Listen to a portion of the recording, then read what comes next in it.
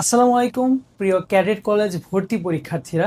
তোমাদের মনে অনেক সময় প্রশ্ন আসে যে ক্যাডেট কলেজ ভর্তি পরীক্ষার যে কোয়েশ্চেনটা বা তুমি যেখানে পরীক্ষাটা দিবা সেটা আসলে কেমন থাকে।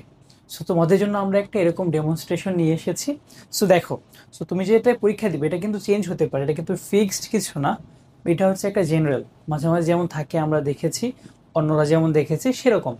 সো প্রথমে কিন্তু এরকমভাবে দেওয়া থাকবে বাংলাদেশ ক্যাডেট কলেজ ভর্তি পরীক্ষা 2000, এটা 2025-এর জন্য দেওয়া ছিল।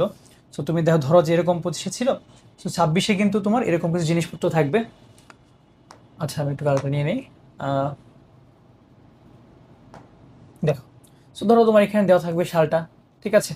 সো তারপর তোমার এখানে একটা সেটের নাম থাকে, সেটাকে ধরো এখানে যে সেট ছিল সেটার নাম ধরো দোলন চাপা। এটা কিন্তু ফিক্সড কিছু না, এটা কিন্তু ধরো তোমার ফুলের নাম থাকতে পারে, ফলের নাম থাকতে পারে, নদীর নাম থাকতে পারে, ঠিক আছে। এখানে কিন্তু নানান ধরনের জিনিসের নাম থাকতে পারে, বুঝতে পেরেছো? ওকে।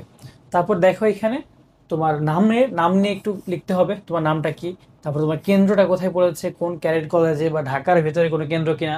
তারপর তোমার ইন্ডেক্স নাম্বারটা, এটা কিন্তু কোনোভাবেই ভুল করা যাবে না। তারপর তোমার একটা স্বাক্ষর দিতে হবে, এখানে তুমি সুন্দর করে তোমার নামটা একটু লিখবা, ঠিক আছে। এভাবে তোমার নামটা একটু লিখে ফেললা। তারপর তোমার এখানে পরীক্ষার যে মাধ্যমটা, তুমি বাংলা মাধ্যমে না ইংরেজি মাধ্যমে, তারপর তারিখের এখানে পরিদর্শকের সাইন বলে একটা জিনিস থাকে। তারপর দেখো, আমরা যদি নিচে যাই, এখানে দেখো কিছু নিয়ম থাকে, এই নিয়মগুলোকে তোমাকে অবশ্যই মেনটেন করতে হবে।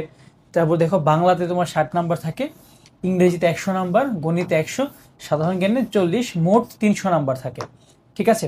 সো এই ব্যাপারগুলা তুমি একটু কি মেনটেন করবা। ওকে। তারপর দেখো এখানে প্রথমেই তোমার বাংলা আসি, আমরা একটু বাংলা কোয়েশ্চেন নিয়ে আজকে কথা বলবো, যে আসলে মেইনলি আজকের ইয়েটাতে আমরা বাংলা দেখাবো যে বাংলায় কোন ধরনের প্রশ্ন আসে। সো দেখো, এখানে বাংলা আমরা জানি টোটাল 60 নাম্বার। সো এখানে একটা প্রশ্ন দেখো, যে এইটা কিন্তু আমি তোমাকে আবারও বলছি যে এই ধরনের কোয়েশ্চেনই যে আসবে এটা কিন্তু ফিক্সড না। তোমাকে আমরা যে কোনো কোয়েশ্চেনের জন্যই প্রস্তুত করাবো, এবং আমরা এইটাকে একটা নাম দিতে পারি যে তোমার cadet college Bangla demo question 1, মানে তোমার বাংলা তোমার হচ্ছে 1, বা এরকম ভাবে আমরা 4-5টাও তোমাকে দেখাতে পারি কিভাবে আসতে পারে। সো এটাকে তোমরা ওইভাবে নিবা, মানে এইটাই আসবে ধরে কিন্তু একদমই বসে থাকা যাবে না। সো দেখো, বৈষম্য বিরোধী ছাত্র আন্দোলন সম্পর্কে 5টা বাক্য লিখো। মানে তোমার ওই টাইমে যে একটা আন্দোলন হয়েছিল, মানে কারেন্ট অ্যাফেয়ার্স, ঠিক আছে, ওই টাইমে একটা ঘটনা, একটা বার্নিং ইস্যু। সো ওই টাইমের একটা ইস্যু নিয়ে কিন্তু লিখতে দিয়েছে 5টা বাক্য, সেটা কি 5 মার্কের এসেছে। সো তোমার এরকম আনসিন, মানে তুমি আগে প্রিপারেশন নিয়ে যাও নাই তোমার বই থেকে, বইয়ের বাইরে থেকে এরকম কারেন্ট অ্যাফেয়ার্স থেকে কিন্তু তোমার এরকম 5 মার্কের কিছু জিনিসপত্র কিন্তু অবশ্যই দিয়ে দিতে পারে। সেটার জন্য কি তোমাকে প্রস্তুত থাকতে হবে। তারপর দেখো এখানে আমরা এমসিকিউ দেখতে পাচ্ছি যে সঠিক উত্তরের পাশে তোমার টিক চিহ্ন দাও। তোমার এখানে টিক চিহ্ন দিতে হবে। দেখো, রাশি রাশি কোন অর্থে ব্যবহার করা হয়েছে, এখানে কি রাশি রাশি। সো রাশি রাশি আমরা যদি একটু পড়ে থাকি, আমরা দ্বিরুক্তি শব্দ, তাহলে কি আধিক্য, তাই না? এটা কবিতা আছে রবীন্দ্রনাথ ঠাকুরের, যে রাশি রাশি ভাড়া ভাড়া, ধান কাটা হলো সারা, কোলে একা বসে আছি নাহি ভরসা, ঠিক আছে, এরকম একটা কবিতা আছে, আমরা দেখেছি, সোনার দূরে একটা কবিতা। সো এই কবিতাটা তুমি বড় ক্লাসে গিয়ে পড়বা যখন তুমি কলেজে উঠবা। সো দেখো এখানে আমাদের এরকম কি বাংলা গ্রামার থেকে কোয়েশ্চেন আসবে। তারপর দেখো এখানে গ্রামার থেকে অনেক কোয়েশ্চেন এসেছে, নিজে একটা একটা করে দেখো, এই যে এসেছে গ্রামার। তারপর দেখো এখানে কি শূন্যস্থান আছে, শূন্যস্থানে কি আছে দেখো, তোমার বোর্ড বই, যেটা তোমার মূল যে বাংলা বইটা, সেই বই থেকে আছে এখানে। সো এখানে তুমি দেখো একটু যে তোমার একটা কোয়েশ্চেন, যে হাসুমিয়া মোড়লের কেমন ভাই। সো তুমি যখন আমাদের সুখী মানুষ নাটকটা পড়বা, মমতাজ উদ্দিন আহমেদের, সেখানে কি দেওয়া আছে, যে হাসুমিয়া কি মোড়লের মামাতো ভাই, ঠিক আছে।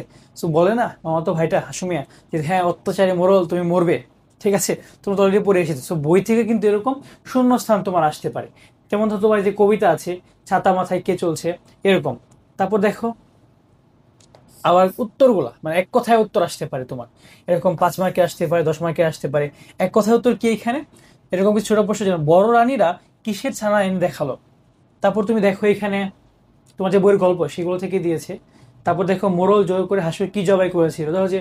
তারপর তোমার এখানে আপনাকে কোন সর্বনামের উদাহরণ, কচিকাঁচার মেলা নামক সংগঠনের প্রতিষ্ঠাতাকে, খলসে কি, এগুলো কিন্তু সব বই থেকে আসা। বইয়ের ভেতরে কবিতা, গল্প, কিছু কবি পরিচিতি, যেমন এই যে কচিকাঁচার মেলা, কবি পরিচিতি থেকে এসেছে।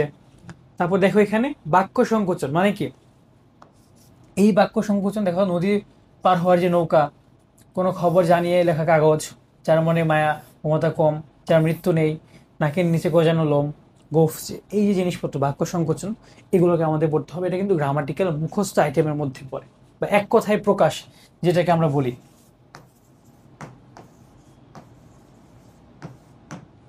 ঠিক আছে, তো এই ধরনের কোয়েশ্চেন আসবে। তারপর তুমি দেখো, আমরা যদি একটু নিচে যাই, এখানে সত্য মিথ্যাও আসে। সত্য মিথ্যা কই থেকে আসে? সত্য মিথ্যাও কিন্তু কি মেইনলি বাংলা বইটা অ্যান্ড গ্রামাটিক্যাল আইটেমস থেকে আসে। ঠিক আছে, সেগুলো তুমি একটু দেখতে পারো। তারপর তোমার সারাংশ আসতে পারে। যেমন ধরো, এইখানে তোমাকে একটা লেখা দিয়েছে, এই লেখাটা পড়ে তোমাকে কি 3 থেকে 4 লাইনের মধ্যে এই লেখাটার একটা মূল ভাব লিখতে হবে। এটাকে বলি আমরা সারাংশ। সো এই ধরনের কোয়েশ্চেনে কিন্তু আসে, তোমাকে কিন্তু এগুলোও পড়ে যেতে হবে। ঠিক আছে, তুমি এখানে লিখবা। সারাংশ যখন আসবে, তোমাকে কিন্তু একটা স্পেস দিবে, তোমাকে কিন্তু একটা জায়গা দিবে। So তোমাকে ওই জায়গার মধ্যেই কিন্তু লিখে ফেলতে হবে।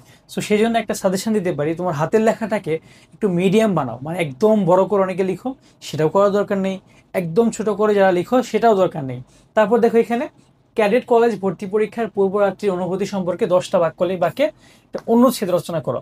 তোমাকে কিন্তু বাংলা ফ্রি হ্যান্ড রাইটিং, এটাকে আমরা কি বলি? Free hand writing. এই যে একটা বক্স, এই বক্সের মধ্যে তোমাকে সুন্দর করে বাংলা ফ্রি হ্যান্ড রাইটিংটাও লিখতে হবে। সেগুলো কিভাবে লিখবা অ্যান্ড সারাংশসারমর্ম কীভাবে লিখবা, কীভাবে তুমি বাংলায় ভালো করবা, সেজন্য কিন্তু আমরা আমাদের শেষ মুহূর্তে একটা ক্যাডেট অন্বেষণ ব্যাচ নিয়ে এসেছি। তোমরা যদি বা গার্ডিয়ানকে যদি ভিডিওটি দেখেন, আপনাদের যদি মনে হয় আপনার বাচ্চার প্রিপারেশন খারাপ, আপনার অন্যান্য কোচিংয়ে পড়িয়েছেন, তারা 9 মাসে তার বেসিকটা ঠিক করতে পারেনি, আমরা কিন্তু 3 মাসে আপনার বাচ্চার দায়িত্ব নিতে চাচ্ছি। আমরা আমাদের সর্বোচ্চ চেষ্টা করব আপনার বাচ্চাকে ক্যাডেট কলেজে চান্স পাওয়ানোর মতো একদম ঠিক করে দিতে। ঠিক আছে, সো এইভাবে আমরা বাংলা আসতে পারে। তারপর ভাব সম্প্রসারণ, সারাংশ যে জিনিসটা, সেইটা কি তোমাকে লেখাটাকে ছোট করতে হয়, আর ভাব সম্প্রসারণটা কি, সেটা কি তোমার লেখাটাকে বড় করতে হয়। এখানে যে বক্সটা দেওয়া থাকবে বা একটা স্পেস দেওয়া থাকবে, এইটার মধ্যে সুন্দর করে এই জিনিসটাকে বিশ্লেষণ করে লিখতে হবে। তার আগে আমাদেরকে আগে পড়ে যেতে হবে, আমাদের টেকনিক জানতে হবে, আমরা কয়টা প্যারাতে লিখবো। প্রথমে আমরা একটা এভাবে লিখবো, একটা 2-3টা লাইন লিখবো। তারপর প্রথমে কি আমরা মূল ভাব লিখবো, তারপর আমরা কি সম্প্রসারিত ভাব লিখবো, তারপর শেষে গিয়ে কি আমরা একটা ইতি টানবো বা উপসংহার লিখবো। সো এইভাবে আমাদের লিখতে হবে। ঠিক আছে, এই ধরনের লেখাতে কিন্তু 10-এর মধ্যে 8 পাওয়া ভেরি ইজি। তোমাকে টেকনিক্স জানতে হবে, তোমাকে টিচারদের কাছে ভালো ক্লাস করতে হবে, অ্যান্ড দেন তোমাকে প্র্যাকটিস করতে হবে ইম্পর্টেন্টগুলো। ঠিক আছে, আমরা কিন্তু দাগিয়ে দাগিয়ে দিব কোনগুলো ইম্পর্টেন্ট। ওকে, সো তারপর দেখো এখানে আমাদের বাংলা মোটামুটি শেষ। আমরা অন্য একটা ভিডিওতে দেখব ক্যাডেট কলেজ ভর্তি পরীক্ষায় ইংরেজি কিভাবে আসে। ঠিক আছে, বা স্যাম্পল কোয়েশনগুলো আমরা বাংলার জন্য আরও দিব, আর অন্য কীভাবে আসতে পারে, অন্য কোন প্যাটার্নে আসতে পারে, আমরা সবগুলো প্যাটার্নের সাথে পরিচিত হবো ইনশাল্লাহ। সো আপনার গার্ডিয়ান যদি কেউ ভিডিওটি দেখেন, আপনার বাচ্চার যদি কোনো ধরনের সাপোর্ট লাগে, আপনারা অবশ্যই, আমি একটি নাম্বার লিখে দিচ্ছি, এই নাম্বারে যে কোনো টাইমে আপনি কল দিতে পারেন হোয়াটসঅ্যাপে, অথবা আপনি নাম্বারে কল দিতে পারেন। ইনশাল্লাহ আমরা আপনাদেরকে সর্বোচ্চ হেল্প করার চেষ্টা করব। আপনি যদি একটু দেরিতে রেসপন্স পান, তাহলে ইনশাল্লাহ খুব বেশি দেরি হবে না, পরে আমরা রেসপন্স করে দেবো। আমরা যদি খুব বেশি বিজি থাকি, তারপরে আমরা ইনশাল্লাহ বলার ট্রাই করব। ঠিক আছে, সো আপনি এখনই যোগাযোগ করেন এই নাম্বারে। ধন্যবাদ সবাইকে, আসসালামু আলাইকুম। ইনশাল্লাহ তোমাদের সাথে পরবর্তী সময় দেখা হবে একজন ক্যাডেট হিসেবে।